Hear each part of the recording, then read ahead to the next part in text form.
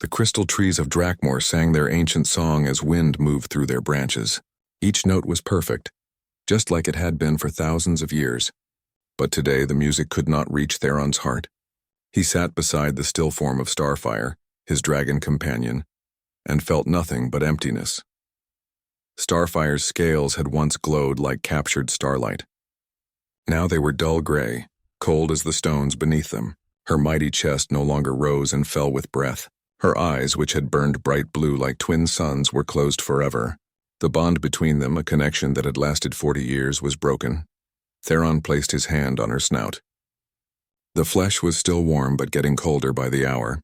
Soon even that last trace of life would fade away. He had watched 12 other dragons die this same way over the past month. The silent death came without warning and left nothing behind but grief.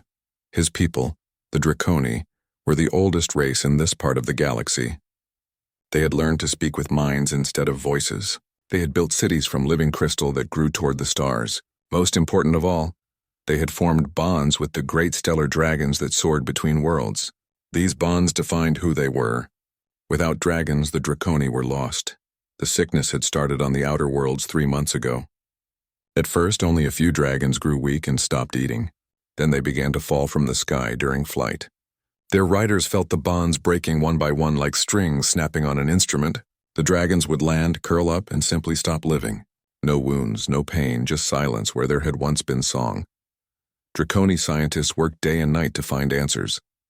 They studied the dead dragons and found nothing wrong with their bodies. They tested the air, the water, the crystal formations that dragons love to rest upon. Everything seemed normal. The dragons were dying and nobody knew why. Theron's own studies had led nowhere. He was not just a dragon rider, but also a keeper of ancient knowledge. He had read every scroll, every data crystal, every story passed down through generations. Nothing like this had ever happened before. Dragons were supposed to be immortal, or at least live for thousands of years. They drew their life from the space between stars, from forces that Draconi science could barely understand. Starfire had been different from other dragons. She was curious about other worlds and other peoples.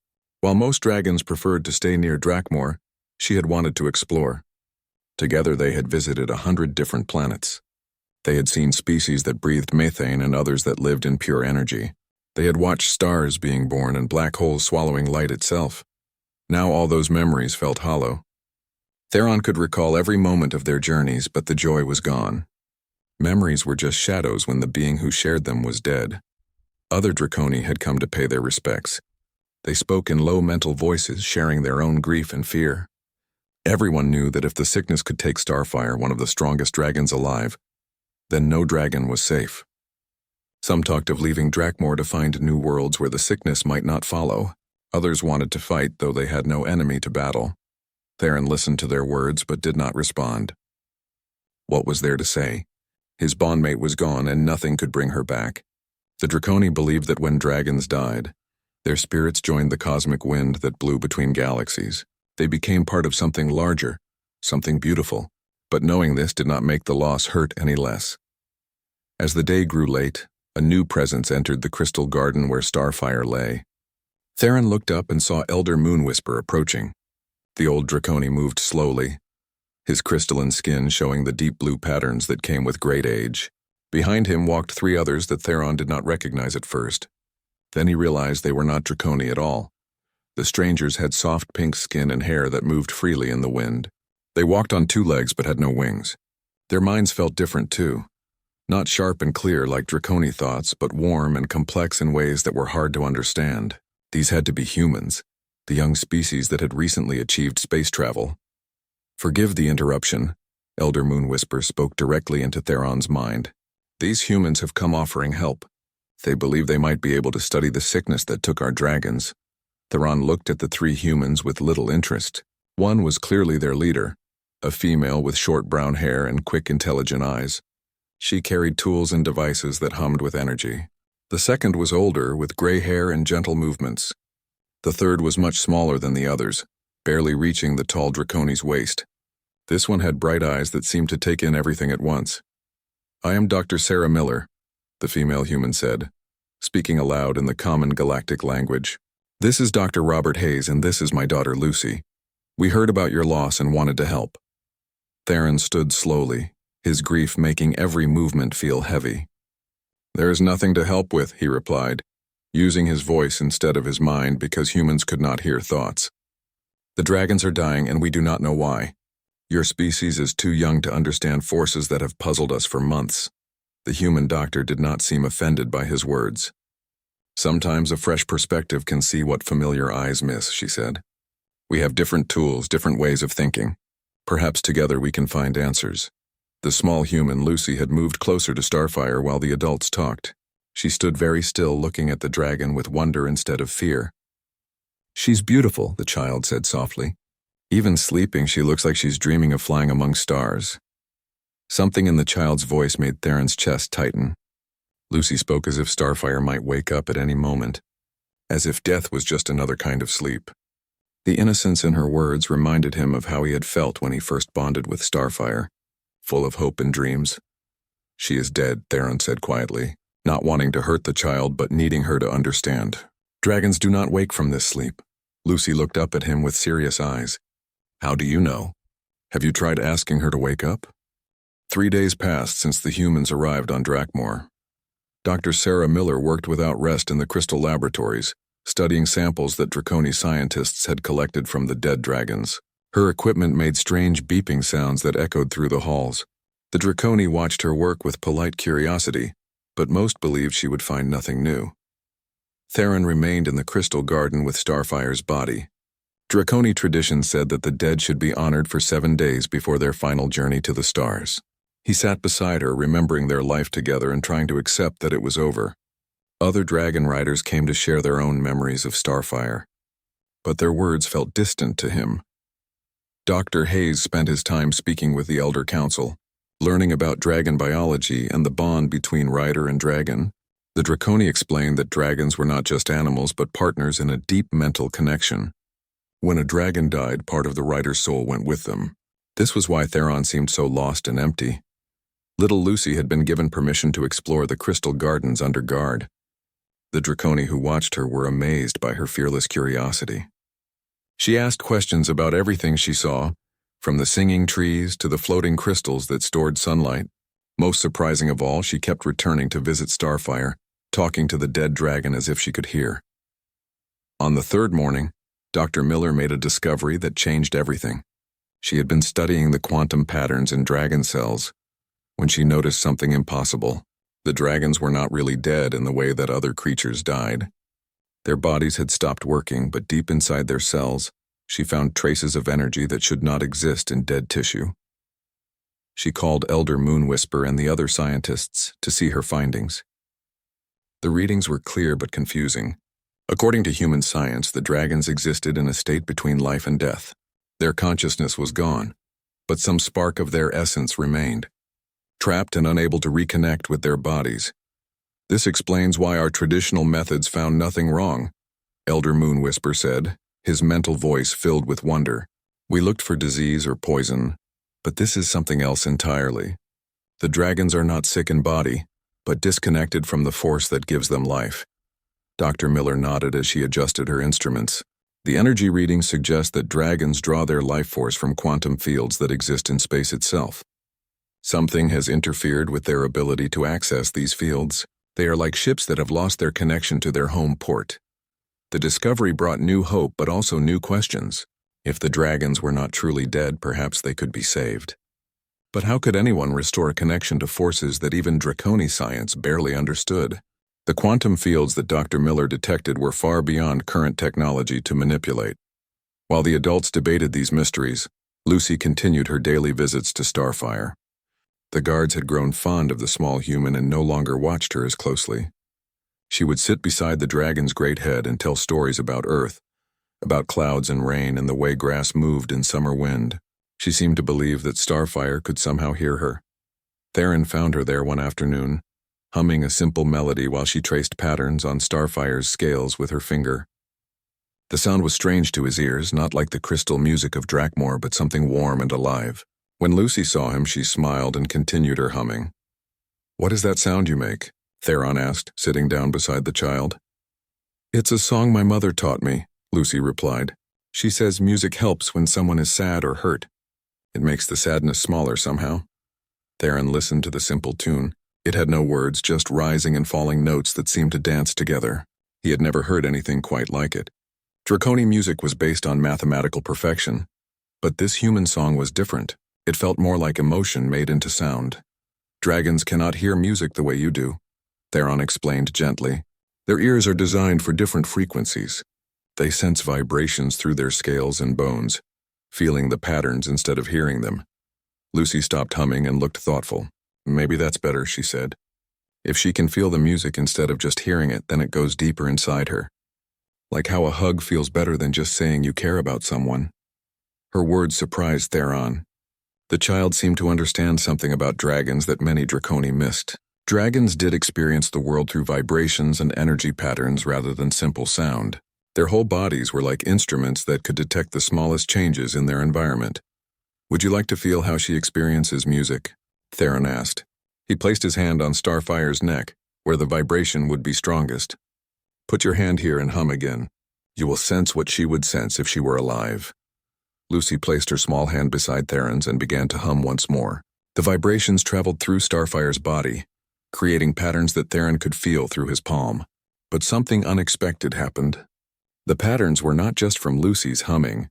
There was another vibration so faint he almost missed it. Something deep inside Starfire was responding. Theron pulled his hand back in shock. Do that again, he said urgently. Hum the same song. Lucy looked confused but did as he asked. This time Theron placed his hand on different parts of Starfire's body, searching for the source of the strange vibration. There, near her heart, he felt it again. A tiny rhythmic pulse that matched Lucy's humming. Keep singing, Theron whispered, his voice shaking with disbelief. He pressed his ear to Starfire's chest, listening with all his concentration. The pulse was there, weak but steady. It was not a heartbeat, for Starfire's heart had stopped days ago. This was something else, something that responded to the child's song. Lucy continued humming, unaware of the miracle she was creating. Her simple melody seemed to wake something in the dragon that had been sleeping so deeply that even death could not reach it. Theron felt tears on his face as hope filled his heart for the first time in days. What is it? Lucy asked when she saw his expression. Did I do something wrong? No, little one, Theron said, his voice full of wonder. I think you may have done something very right. Something that might save not just Starfire but all our dragons. He stood quickly and ran toward the laboratories, leaving Lucy confused, but still humming her gentle song. The vibrations continued to pulse through Starfire's body, growing stronger with each note.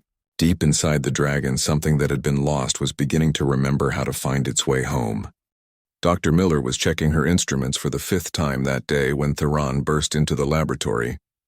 His usual calm manner was gone, replaced by wild excitement that made him speak too fast for the translation devices to follow. Elder Moonwhisper and Dr. Hayes looked up from their discussion as Theron tried to explain what he had experienced.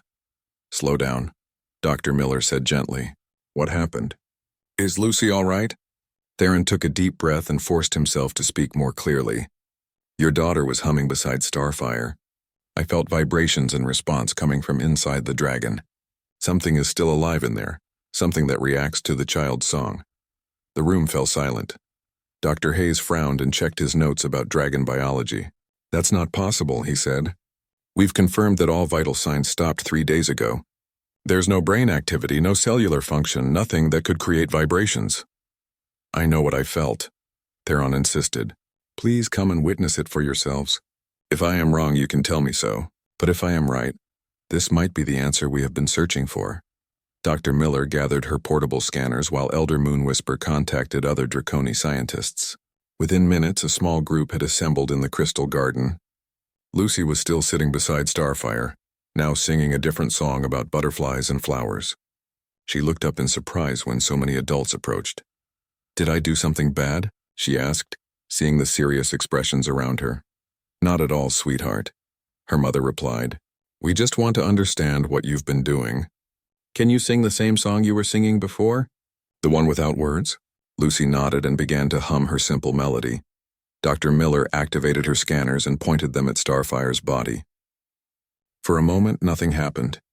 Then the instruments began registering readings that made no sense. Energy patterns flickered deep inside the dragon, Too weak to sustain life, but definitely present. Impossible, Dr. Hayes whispered, staring at the data. The readings show quantum resonance activity.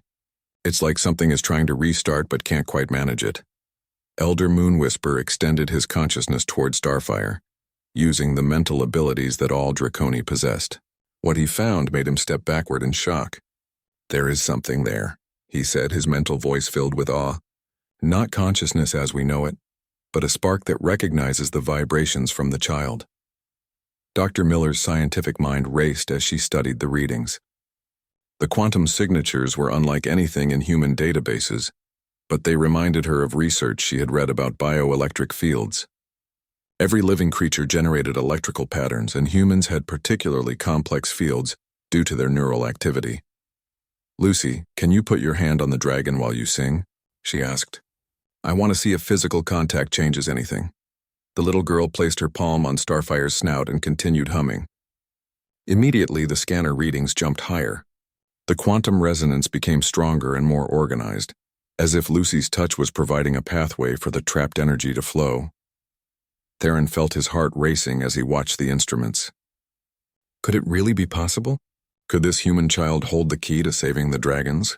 He knelt beside Lucy and placed his own hand near hers on Starfire's scales.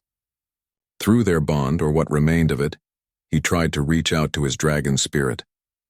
For just a moment he felt something respond. Not Starfire's full consciousness, but an echo of her presence, weak and distant like a voice calling from across a vast canyon.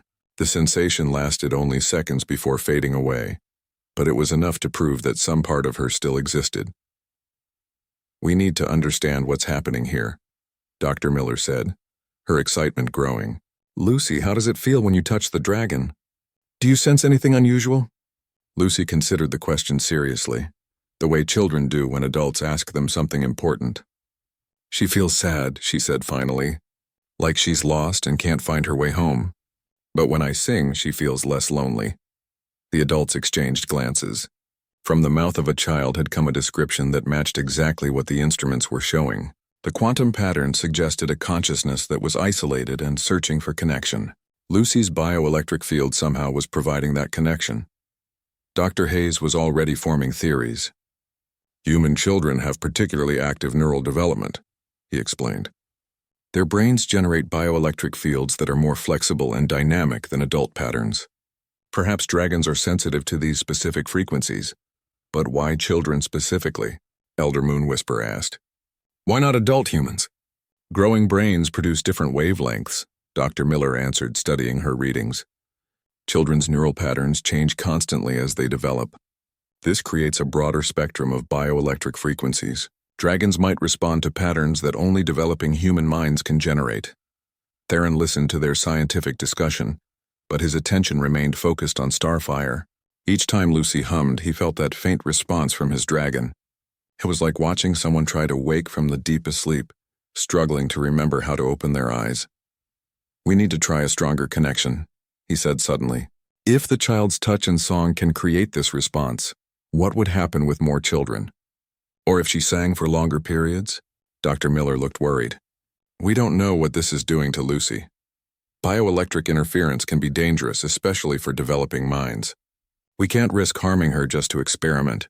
"But Mom," Lucy interrupted, "it doesn't hurt. It feels nice, like when I pet our cat back home. She purrs and I can feel the purring through my hands. This is like that, but bigger." The simplicity of her explanation struck everyone present. Lucy was describing a form of energy exchange that science could measure, but not fully explain. She was somehow sharing her life force with Starfire, creating a bridge between the human bioelectric field and the dragon's quantum consciousness.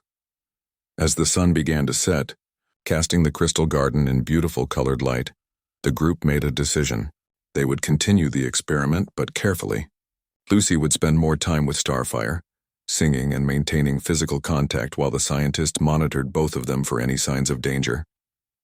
"If this works," Theron said quietly, "if your daughter can truly wake the dragons, she will be remembered as a hero by the Draconi for all time." Lucy looked up at him with bright eyes. "I don't want to be a hero," she said. "I just want to help your friend wake up. She seems lonely in her dreams." That night, Theron remained in the garden while Lucy slept in the human quarters. He sat beside Starfire and thought about the child's words. Perhaps healing was not about science or knowledge or ancient wisdom. Perhaps it was simply about one being caring enough to reach out to another. No matter how different they might be, in the starlight, Starfire's scales seemed to shimmer just a little more than they had the day before. News of the discovery spread through Drakmor like wildfire. Within hours, dragons riders from across the Crystal City came to witness the impossible. They stood in groups around the garden, speaking in hushed mental voices as they watched the small human child sit beside Starfire. Many had brought their own dead dragons, hoping against hope that Lucy's gift might work for them too. Dr. Miller found herself overwhelmed by desperate Draconi, begging her to let Lucy help their fallen companions. She had to explain again and again that they didn't understand what was happening yet. Using Lucy to attempt more revivals could be dangerous for everyone involved. But Lucy had her own ideas about the situation. When she woke that morning and saw the crowd of grieving dragon riders, she walked straight to her mother and tugged on her sleeve. "Mom, they're all so sad," she said, looking at the gathered Draconi. "Their dragons are sleeping too, aren't they? Can I try to sing to them as well?" Dr. Miller knelt down to her daughter's level. "Sweetie, we don't know if it's safe yet. What you did with Starfire was amazing, but we need to understand it better before we try with other dragons." "But understanding takes time," Lucy pointed out with the logic that only children possess. "And they're sad right now. Couldn't I just try a little bit, just to see if their dragons can hear me too?" Elder Moonwhisper had been listening to their conversation.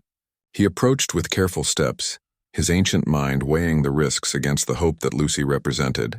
Behind him came Keeper Windcaller, whose dragon Stormwing had died just 2 days before. "Young one," Elder Moonwhisper said gently to Lucy, "what you have done is wonderful beyond words. But dragons are connected to forces that even we do not fully understand. If something went wrong, you could be hurt badly." Lucy looked up at the tall Draconi with serious eyes. "When my grandmother was dying in the hospital, the doctor said it was dangerous to spend too much time with her because I might catch her sickness. But my mom let me hold her hand anyway, because being with someone you love is more important than being safe."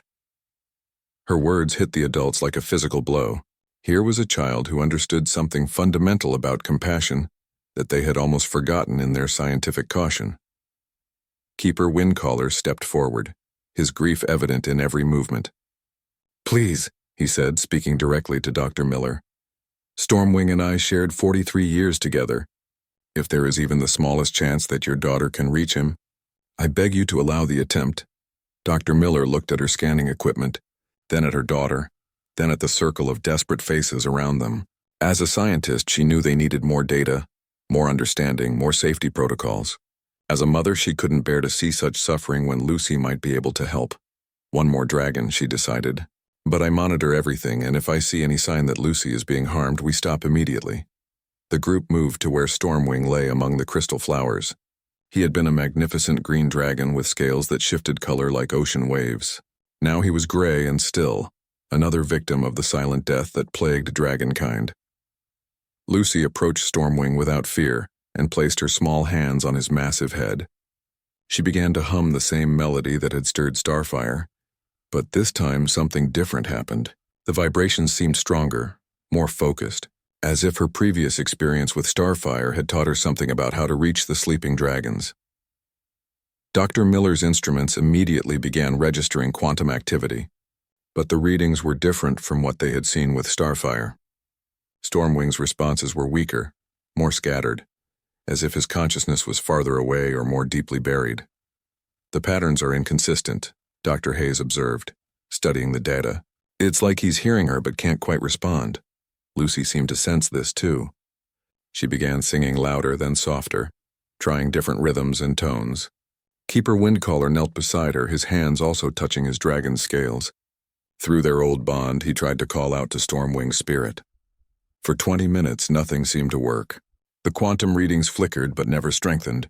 Some of the watching Draconi began to turn away, their hope fading. Perhaps Starfire had been a special case, or perhaps Lucy's gift only worked once. Then Lucy did something unexpected.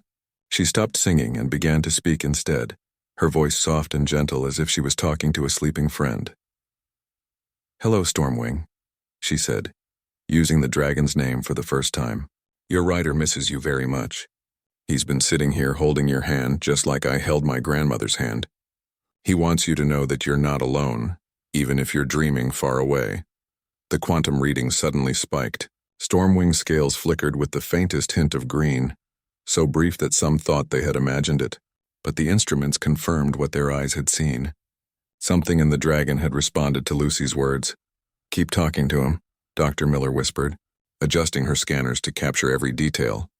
Lucy continued speaking to Stormwing, telling him about the beautiful crystal garden where his body rested, about how the other dragons missed him, about how his rider's love for him was so strong that it filled the air around them.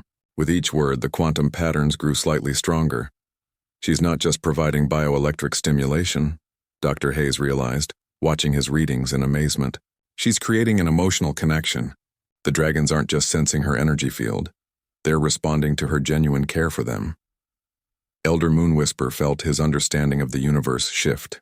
The Draconi had always focused on the technical aspects of their dragon bonds, the quantum mechanics and neural pathways that made the connection possible. But this human child was demonstrating that the emotional component might be just as important. After an hour of gentle talking and singing, Lucy finally sat back. She looked tired but happy, as if she had just finished playing a favorite game. Stormwing's scales had gained the faintest touch of their old color, and his body seemed somehow less lifeless than before. "I think he heard me," Lucy announced to the watching crowd. "He's still sleeping, but not as deeply as before. Maybe if I come back tomorrow, he'll be able to wake up a little more." Keeper Windcaller had tears streaming down his crystalline cheeks. Through their bond, he had felt something that had been absent for days. Not Stormwing's full consciousness, but an echo of his presence. A whisper of the magnificent spirit that had been his partner for so many years. "Thank you, little one," he said, his mental voice thick with emotion. "You have given me hope when I thought all hope was lost." As the crowd began to disperse, Dr. Miller reviewed her data with growing excitement and concern. Lucy's gift was real and powerful, but it was also taking a toll on her. The child's own bioelectric readings showed signs of depletion, as if she was sharing her life energy with the dragons she tried to heal. That night, as Lucy slept deeply in their quarters, Dr. Miller sat up planning the next phase of their work. They needed to understand the limits of Lucy's ability and find ways to enhance it safely. But most importantly, they needed to determine if other human children could learn to do what Lucy did naturally.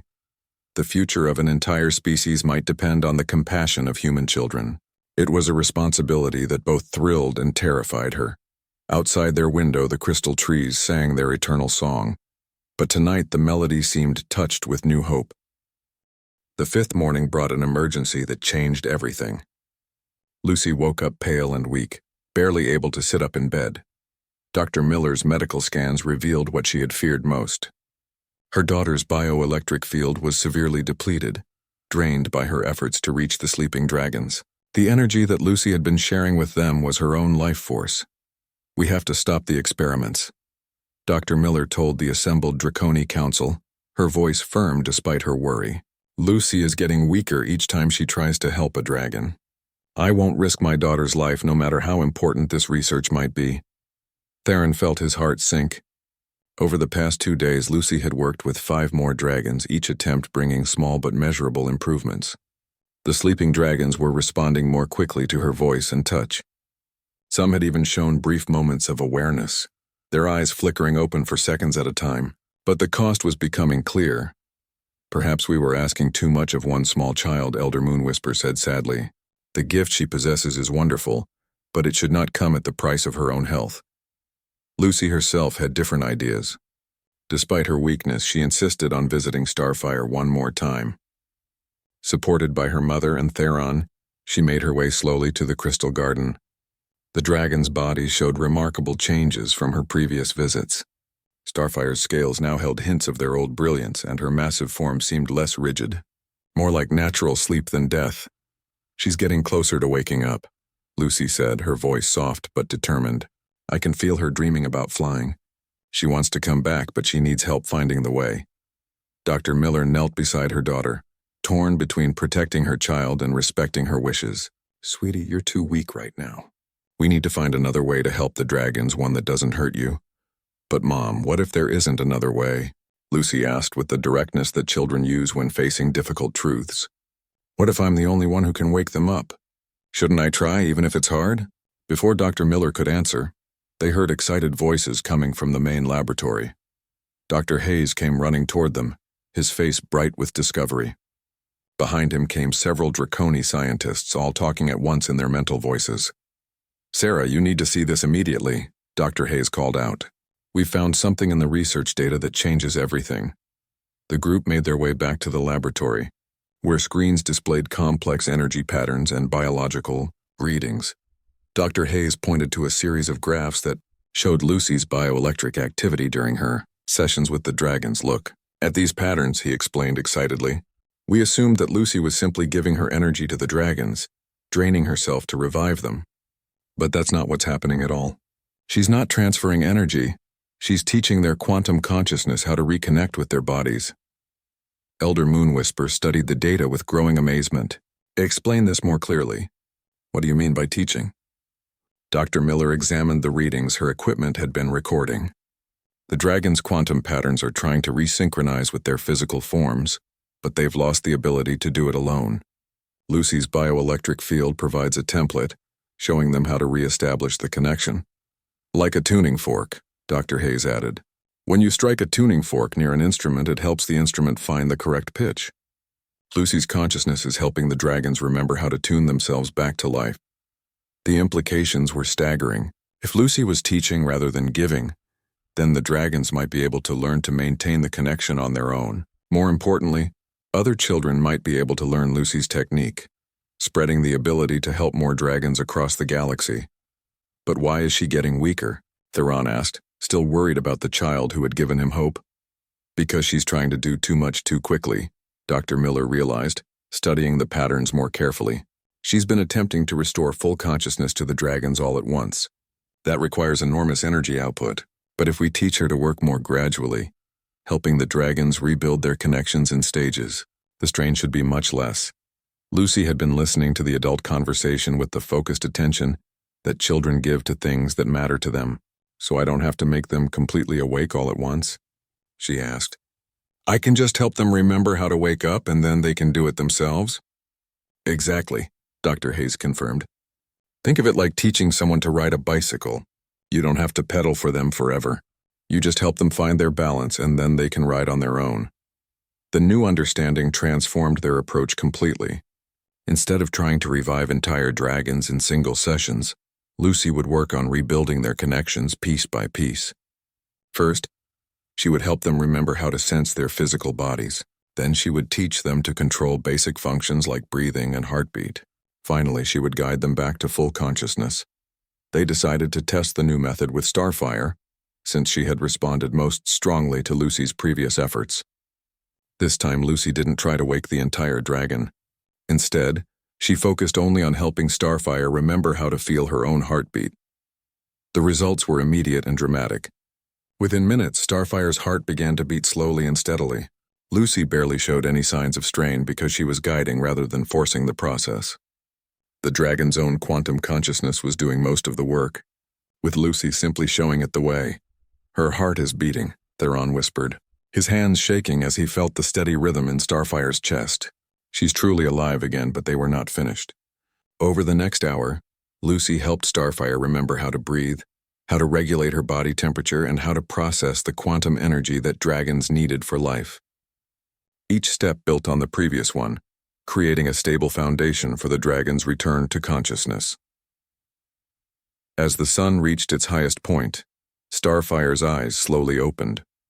They were dim at first, confused and unfocused. But as her consciousness fully reconnected with her body, they began to glow with their old blue fire. She looked around the crystal garden as if seeing it for the first time, then focused on Theron with recognition and love. The mental bond between dragon and rider snapped back into place like a cosmic cable reconnecting. Theron felt Starfire's thoughts touch his mind, weak but unmistakably real. She was confused about what had happened, but grateful to be alive and together with him again. My friend, Starfire's mental voice whispered in Theron's mind. I dreamed I was lost in darkness, calling for you but unable to find the way home. Then a small light appeared, warm and kind, and showed me the path back to life. Theron looked at Lucy, who was tired but smiling with joy at Starfire's awakening. The child had done more than save one dragon. She had proven that the silent death could be defeated, that the ancient bond between dragon and rider could be restored. Most importantly, she had shown them a method that other human children could learn, offering hope to dragon riders across the galaxy. "Thank you, little one," Theron said, his voice full of wonder. "You have given me back my dearest friend and shown us how to save our people." Lucy beamed with happiness. "She was never really gone," she said simply. "She just needed someone to remind her how to come home." Word of Starfire's resurrection spread across the galaxy faster than light itself. Within days, ships from dozens of worlds arrived at Drakmor, carrying desperate dragon riders and their fallen companions. The crystal spaceport, usually quiet and serene, buzzed with activity as beings from across the galaxy sought the miracle that a human child had discovered. But Lucy was no longer alone in her gift. Dr. Miller had sent urgent messages to Earth, requesting volunteers from families with young children. The response was overwhelming. Parents who understood the magnitude of what was happening brought their children to help save an entire species. Ships arrived daily, carrying human families eager to assist. The first group of 12 children, ranging in age from 6 to 10 years old, proved that Lucy's ability could indeed be taught. Under her patient guidance, they learned to sense the quantum patterns that connected dragon consciousness to physical form. Some children were naturally better at it than others, but all could contribute to the healing process. The method they developed was careful and methodical. Teams of 3 or 4 children would work together on each dragon, with one child focusing on heartbeat, another on breathing, a third on neural activity, and sometimes a fourth on the quantum field connections. This shared approach meant that no single child bore the full burden of revival, making the process safer for everyone involved. Stormwing was the second dragon to be successfully awakened. Keeper Windcaller wept openly as his companion's consciousness returned after 6 days of gradual restoration. The green dragon was confused and weak at first, but his joy at reuniting with his bondmate was unmistakable. Their mental connection, once thought lost forever, blazed back to life stronger than ever. As more dragons awakened, a pattern became clear. The bonds between dragon and rider, reformed through the children's intervention, were deeper and more stable than they had been before. It was as if the near-death experience had purified the connection, removing any barriers or interference that had accumulated over the years. Dr. Miller and her team worked tirelessly to understand why human children possess this unique ability. Their research revealed that young human brains operated on quantum frequencies that perfectly matched the consciousness patterns of dragons. As humans aged, their neural activity became more rigid and focused, losing the flexibility needed to interact with dragon quantum fields. The discovery led to an unexpected revelation about human evolution. The ability to connect with quantum consciousness was not an accident, but a fundamental aspect of human neural development. Children naturally operated in quantum states that adults had learned to suppress. This explained human creativity, imagination, and intuition. It also suggested that humans were meant to be bridge builders between different forms of consciousness. Elder Moonwhisper spent long hours discussing these implications with Dr. Miller. The ancient Draconi had always believed that consciousness was a force that flowed between all living things, but they had never encountered a species that could deliberately guide that flow.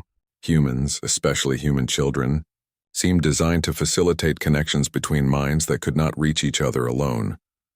"Your species is young," Elder Moonwhisper observed during one of their conversations, "but you possess wisdom that we ancient ones have forgotten. You instinctively understand that healing comes not from knowledge or power, but from compassion and connection."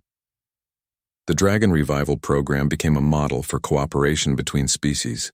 Human children worked alongside young Draconi, who were learning to enhance their own quantum sensitivity. Dragon riders shared their ancient knowledge of consciousness bonds, while human scientists contributed their understanding of bioelectric fields and neural development.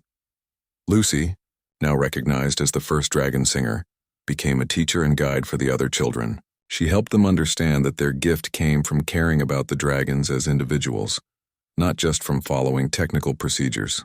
Each dragon had a unique consciousness pattern, and successful revival required the children to truly listen and respond to what each dragon needed. The process was not always successful.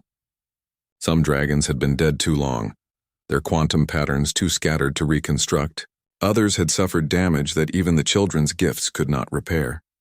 But for every failure, there were 3 or 4 successes, and the hope that spread through the dragon-riding communities was like sunlight breaking through storm clouds. As months passed, the children began to develop abilities beyond dragon revival. They could sense emotional distress in various species, facilitate communication between beings who shared no common language, and even help heal psychological trauma in both humans and aliens. The quantum consciousness techniques they learned for dragon work had applications that no one had anticipated. Theron and Starfire became ambassadors for the new alliance between humans and Draconi. They traveled together to worlds where other species faced similar crises, demonstrating how cooperation and compassion could overcome seemingly impossible challenges. Starfire's own experience of death and resurrection made her a powerful symbol of hope for beings who had lost faith in the future. The silent death that had threatened to destroy dragon civilization was eventually traced to quantum interference from ancient mining operations on distant worlds. The industrial processes had disrupted the quantum fields that dragons depended on for life, creating a cascade effect that spread across the galaxy. Once the source was identified and corrected, no new cases of the silent death appeared. But the impact of the crisis went far beyond solving a medical mystery. The alliance between humans and Draconi grew into something unprecedented in galactic history. A formal partnership was established, with human children spending years on Drakmor learning consciousness techniques, while young Draconi visited Earth to study human creativity and emotional intelligence. Lucy, now 12 years old, stood in the crystal garden where her journey had begun. Starfire lay beside her, not dead this time, but simply resting in the warm sunlight. The dragon's scales shimmered with health and vitality, and her bond with Theron was stronger than ever. "Do you think we'll find other species that need help connecting to their consciousness?" Lucy asked, running her hand along Starfire's neck. Theron smiled, remembering the frightened and grieving being he had been just 2 years ago. "I think, little dragon singer, that the galaxy is full of beings who have lost their way and need someone to help them remember the path home. And I think humans, especially human children, are uniquely qualified to be those guides." Starfire lifted her great head and looked at Lucy with eyes that burned like blue stars. Through their newly formed bond, she shared a vision of the future. Human children working alongside beings from 1,000 different worlds, teaching the lost how to find their way back to life, love, and connection. The dragon owner no longer wept. His dragon lived, and through her resurrection, an entire galaxy had learned that the greatest power in the universe was not technology or knowledge, but the simple willingness of one being to reach out and help another find their way home. In the crystal garden, where songs of healing now mixed with the ancient melodies of the trees, the future looked brighter than the stars themselves.